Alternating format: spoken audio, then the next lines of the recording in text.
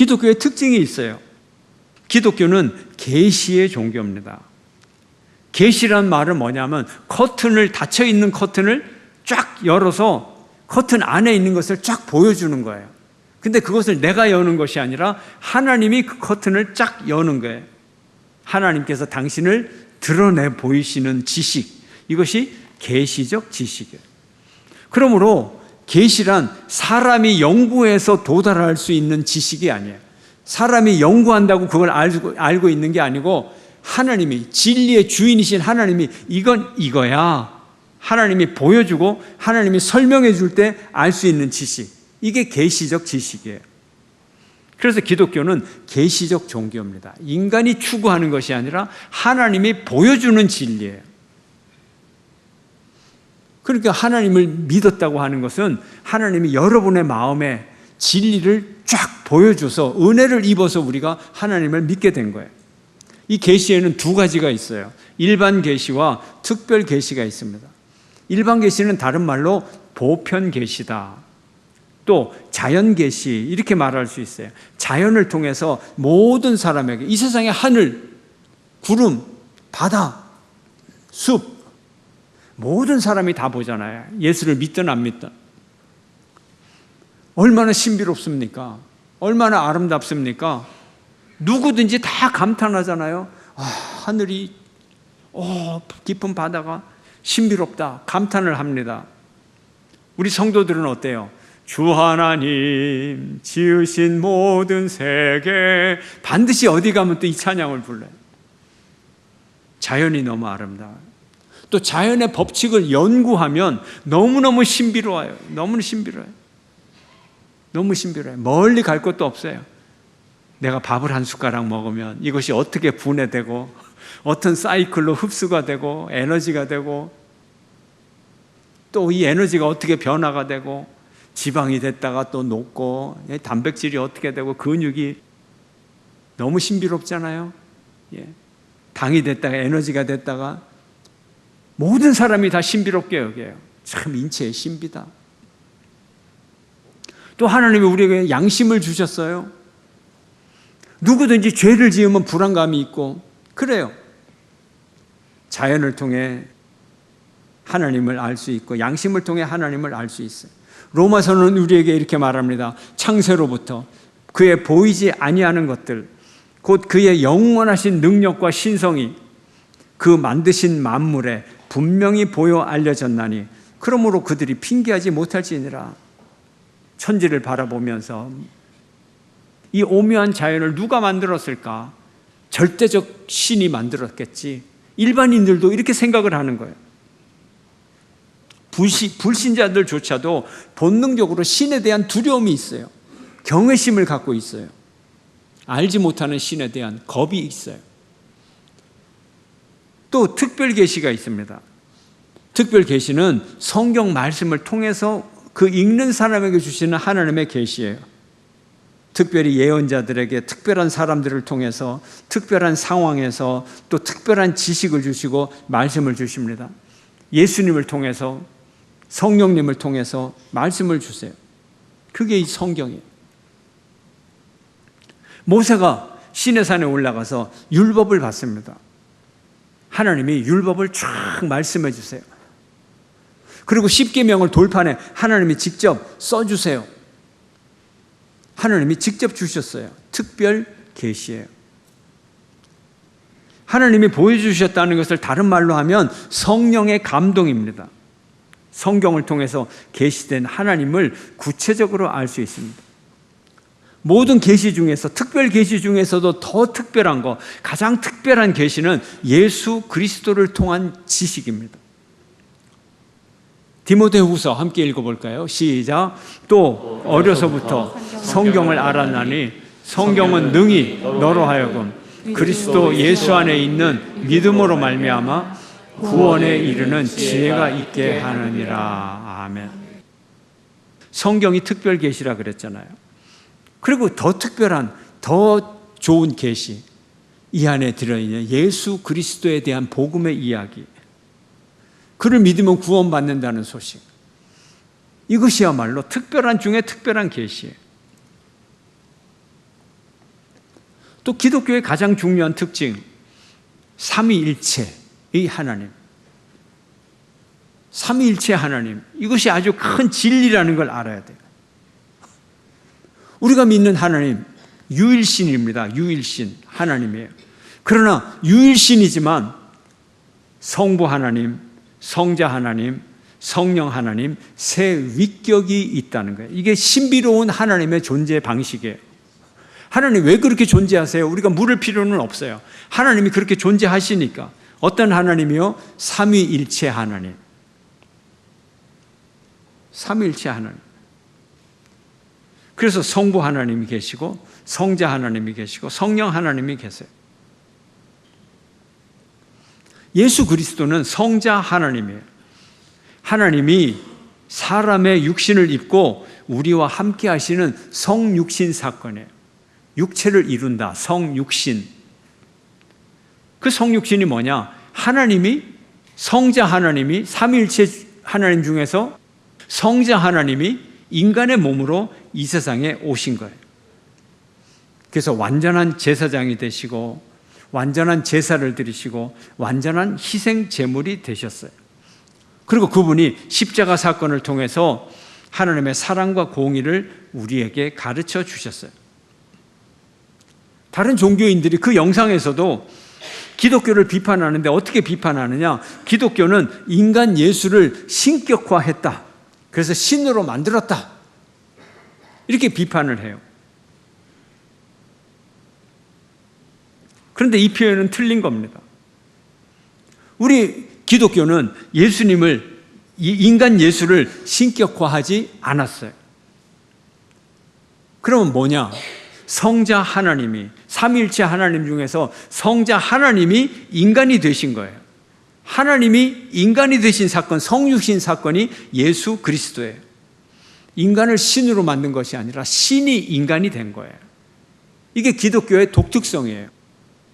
그리스의 이상한 신관 빼고는 그거는 인간의 상상의 작품이죠. 로마 그리스 신화는 우리의 문학적인 상상력입니다. 실체가 없는 거예요. 그러나 실체가 있는 우리 기독교는 유일하게 세상에 있는 그 어떤 종교보다 유일하게 신이 인간이 된 거예요. 인간을 신으로 만든 게 아니에요. 하나님이 친히 인간이 되셔서 우리와 함께 거하시는 임마누엘의 하나님, 내가 너희와 함께하는 하나님, 임마누엘의 하나님이 되신 거예요. 기적 중에 기적이고 은혜 중에 은혜고 사랑 중에 사랑이에요. 오묘하지 않아요, 여러분? 정신 똑바로 차리고 오늘 설교를 더 잘 들으셔야 돼요. 불신자 속에서 쌓여 살아가면서 또 타 종교인들에게 살아가면서 한마디씩 툭툭 던집니다. 기독교는 인간을 신격화했어. 예수 인간을 신격화해서 뭔가 잘못된 거야. 툭툭 던져요. 그때 어떻게 하시겠어요, 여러분? 기독교가 세상의 다른 종교들이 상상도 할 수 없는 유일하고 능력 있는 구원의 길을 제시하고 있는 거예요. 대부분의 종교에서 신과 인간은 먼 거리를 두고 있어요. 그래서 인간은 하나님 앞에 나아갈 때 엄청난 재물을 가지고 제사를 드리고 그런 종교들이에요. 그런데 기독교의 하나님은 임마누엘의 하나님, 하나님이 우리와 함께 계시다. 하나님이 멀리 계시는 것이 아니라 이 땅에 내려오셔서 우리와 함께 하신다는 거예요. 그 모습을 보여주신다는 거예요. 약속을 하고 대화를 하고 우리의 삶에 개입을 하고 우리를 도우시고 우리 대신 고난을 당하시고 우리 대신 죽기까지 해요. 신이, 하나님이. 그리고 인간 안에 내주하시고 우리와 인생을 동행하시고 인격적인 하나님이에요. 이런 신이 있으면 오라 그래요. 갖고 오라 그래요. 성경의 특별 계시 속에 유일하게 이런 하나님을 우리에게 보여주고 계시는 거예요. 그 하나님의 능력을 덧입어서 우리가 날마다 살아가고 있는 거예요. 인격적인 하나님이에요. 하나님이 세상을 이처럼 사랑하사 독생자를 주셔서 타락한 인류와 하나님 사이에 인격적 관계를 허용하셨어요. 거룩하신 하나님, 타락한 인간 어떻게 만날 수가 있어요? 그런데 하나님께서 친히 오셔서 이 더러운 인간사 속에 들어오셔서 함께 하시는 거예요. 이런 은혜가 어디 있습니까? 기독교 신학에는 예수 그리스도가 그 중심에 있어요. 한가운데 있어요. 구원은 예수 그리스도를 구세주로 믿음으로 우리는 구원을 받는 것입니다. 전도가 무엇입니까? 예수 그리스도가 구세주라고 전하는 것입니다. 요한복음 3장 16절 함께 읽겠습니다. 시작. 하나님이 세상을 이처럼 사랑하사 독생자를 주셨으니 이는 그를 믿는 자마다 멸망하지 않고 영생을 얻게 하려 하심이라. 아멘. 하나님이 독생자를 주셨어요. 하나님이, 성자 하나님이 인간으로 이 땅에 오셨어요. 그를 믿으면 멸망치 않고 어떤 생명? 영원한 생명을 얻는다. 구원을 얻는다는 것입니다. 인류가 하나님을 역사 속에서 경험했어요. 예수님이 오셔서 살다가 가셔서 우리 인류가 2000년 전에 그 하나님을 경험했어요. 인간을 신격화한 것이 아니에요. 인간을 신격화해서 올린 것이 아니에요. 하나님이 인간이 되신 거예요. 사람은 신이 될 수가 없어요. 신격화할 수도 없어요. 당연한 얘기입니다. 그러나 신이, 하나님이 인간으로 이 땅에 오셨습니다. 이게 그래서 하나님의 특별한 은혜인 것입니다. 어린아이의 연약, 그것도 어린아이의 연약한 모습으로, 종의 비천한 모습으로 이 땅에 오셨습니다. 십자가에 달려 돌아가시고 부활하시고 하늘로 올라가셨습니다. 하나님만 하실 수 있는 일입니다. 인간이 만들 수 없는 일입니다. 그리고 하나님은 인간의 모습으로 오셨다가 하늘로 올라가시고, 그리고 또 다른 모습으로 우리에게 다가오셨습니다. 영의 모습으로 오셨습니다. 이것이 성령님입니다. 이제 이해가 되시죠? 삼위일체 중에서 성부 하나님은 천지를 창조하시고, 이 아버지 하나님이 아들을 인간의 모습으로 보내주시고, 예수가 이 땅에 살다가 승천하시고, 그 다음에 또다시 성령을 보내주셨다. 이해가 되시잖아요, 여러분? 성령님이 오셔서 우리 속에 신적인 생명을 주시고 하나님을 알 수 있는 지혜를 주셨습니다. 성령님이 우리에게 오셔서 충만히 임하십니다. 성령이 충만하다는 의미가 뭐예요? 사도행전을 읽어보면 성령이 충만히 임하니라, 충만히 임하니라. 복음서에서도 충만히 임하니라. 성령이 어떻게 충만히 임하나요? 성령님이 내 인생을 강력하게 지배한다는 뜻이에요. 물론 충만하다는 걸 물리학적으로도 물론 비유는 할 수 있죠. 제가 물을, 지금 목이 마른데 말이죠, 갈증이 생기죠. 그러면 이제 갈증이 생기니까 이 컵에 물을 제가 한 4컵 정도, 5컵 정도 막 벌컥벌컥 마셨다고 합시다. 5컵 마시면 한 1리터 되니까 좀 물이 충만하지 않겠어요? 세포마다 물이 꽉 차가지고 말이죠. 예. 그것도 틀린 얘기는 아니에요. 틀린 얘기는 아니에요. 영이시니까 우리 속에 들어오실 수 있는 거죠. 그러나 물체적으로, 물질적으로, 물리학적으로 채운다는 그런 의미는 아니에요. 비유는 되지만 성령 충만하다는 것은 우리 영혼이 성령님과 아주 긴밀한 관계를 맺고 있다는 거예요. 우리가 어떤 사람을 사랑할 때 어떠죠? 사랑할 때 머릿속에 그 사랑하는 분의 생각이 안 떠오릅니까, 여러분? 사랑 한 번도 안 하셨어요? 아, 너무 불쌍하네요. 하다못해 사춘기 때라도 누구를 상상으로라도 짝사랑이라도 해봐야죠. 예. 짝사랑. 예. 내 머릿속에 가득 차 있어. 그 얼굴로 가득 차 있어요. 근데 그 사랑하는 사람이 오라 그러면 당장 가고, 가라 그러면 당장 가고, 말 한마디 하면 그냥 계속 그거 생각하고, 예. 또 그대로 행하고, 예. 이게 사랑 아닙니까? 이걸 뭐라 그래요? 사랑 충만. 비유하자면 사랑 충만. 그럼 성령 충만이 뭐예요? 사랑 충만하고 같아요. 사랑 대신에 성령이라는 단어를 집어넣으면 돼요. 성령이 내 속에 말씀해 주시고 인도하시고 생각나게 하시고 한 말씀 해주시면 오로지 그거. 그래서 성령님의 뜻에 내가 100% 순종한다. 그리고 내가 인격적으로 성령님을 100% 신뢰한다. 성령님과 내가 100% 일치를 이룬다. 이게 성령 충만이에요. 성령 충만. 그래서 성령 충만을 받으면 내 속에 내재하시는 성령님의 그 능력이 내게 역사해요.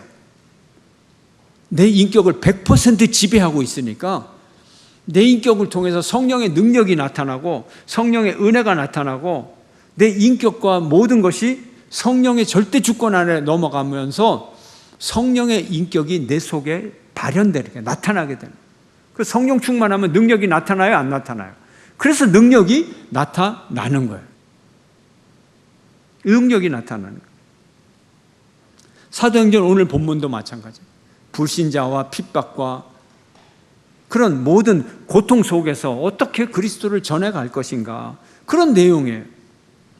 사도행전에 보면 예수님의 제자들은 성령을 충만히 받고 나서 완전히 다른 사람이 됩니다. 충만이 이런 뜻이니까 완전히 딴 사람이, 인격이 변화가 됩니다.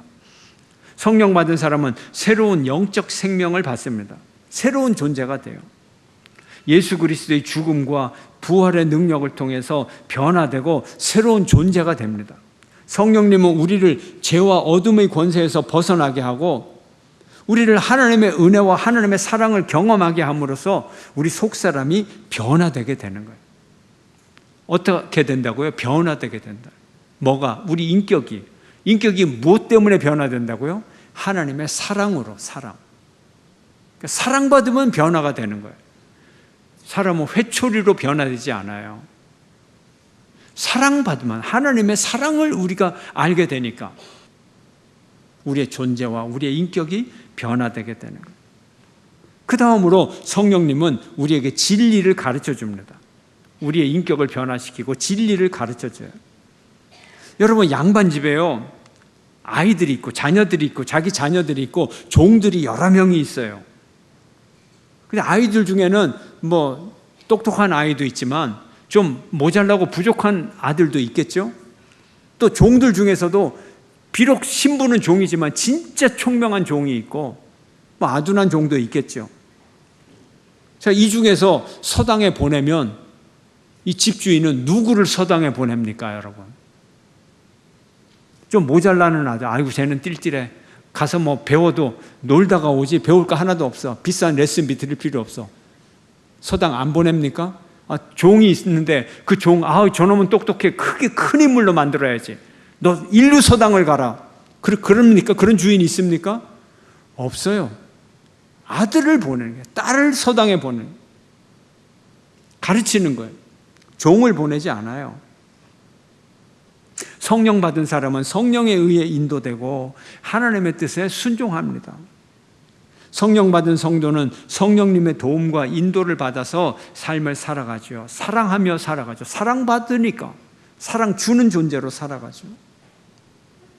그래서 성령 받은 사람은 내면 세계가 달라집니다. 성령으로 가득 찬다 그랬잖아요. 성령으로 100% 일치를 이룬다 그랬잖아요. 그래서 성령의 열매가 나타납니다. 그 삶에서. 갈라디아서는 성령의 열매를 9가지로 얘기하잖아요. 사랑과 희락과 화평과 인내와 자비와 양선과 충성과 온유와 절제다. 얼마나 멋진 인격입니까, 여러분? 사랑이 있는 인격, 기쁨이 있는 인격, 평화가, 화평이 있는 인격, 이 3가지만 한번 생각을 해보세요. 참 우리가 이 성령의 열매 3가지만 보더라도 너무 아름다운데 또 거기에 인내, 참을성까지 있고 자비를 베풀고 양선, 선함이 있고, 어떤 사람은 참 착함 자체야 보면. 그래서 뭐라 그래요? 법 없이도 살 수 있다 그러고. 어쩜 그렇게 착해? 옆에서 쿡 찔러도 그냥 웃고 그냥 넘기고 말이죠. 선함이 있는 거예요. 충성하는 모습 얼마나 멋있습니까? 국가에 충성하고 충성하는 모습, 듬직하죠. 온유한 모습, 착하고 온유하고 부드럽고 훈련이 잘 돼 있는 모습, 절제하는 모습. 성령의 열매는 이렇게 아름다운 인격을 맺게 돼요. 두 번째 또 성령으로 충만하면 어떻게 됩니까? 병을 낫게 하는 능력을 받습니다. 성령은 뭐예요? 숨이요 바람이에요. 숨. 우리가 숨을 쉬면 생명이 있는 거잖아요. 성령의 숨은 생명의 영입니다. 성령을 받으면 생명의 영이 들어와서 생명이 충만해져서 병을 이겨요. 여러분, 하나님이 우리를 병 낫게 해주는 존재로 살아가요. 마음의 병을 고치고. 요즘 마음의 병이 얼마나 많습니까? 우리가 믿음을 통해서, 성령의 능력을 통해서 이 세상에 마음의 병들을 다 치료해 줘야 돼요. 아까 사랑받으면 속사람이 변한다 그랬잖아요.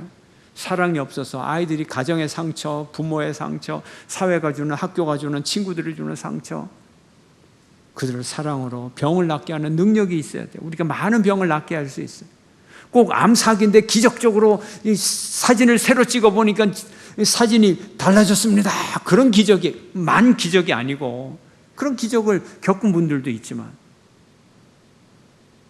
우리가 무수한 기적 속에서 살아가잖아요. 지금 엄청난 바이러스들이 들어와도 그거 다 낫고 살아가잖아요. 성령의 능력이에요. 병을 낫게 해요. 여러분의 모든 병을 치유받으시기를 축원합니다. 또 고치시기를 축원합니다. 또 성령은 기사와 표적이 나타나요. 창조의 능력이 있어요. 성령님의 하나님이라고 했으니까 삼일체 하나님 중에 영의 하나님이니까 창조의 능력이 나타나요. 환경의 한계를 뛰어넘는 기사와 기적, 표적, 이런 주인공이 되시기를 축원합니다. 네 번째로 증인의 사명을 감당합니다. 오늘 본문 마지막에도 말하죠. 성령을 충만히 받아 말씀을 증거하니라.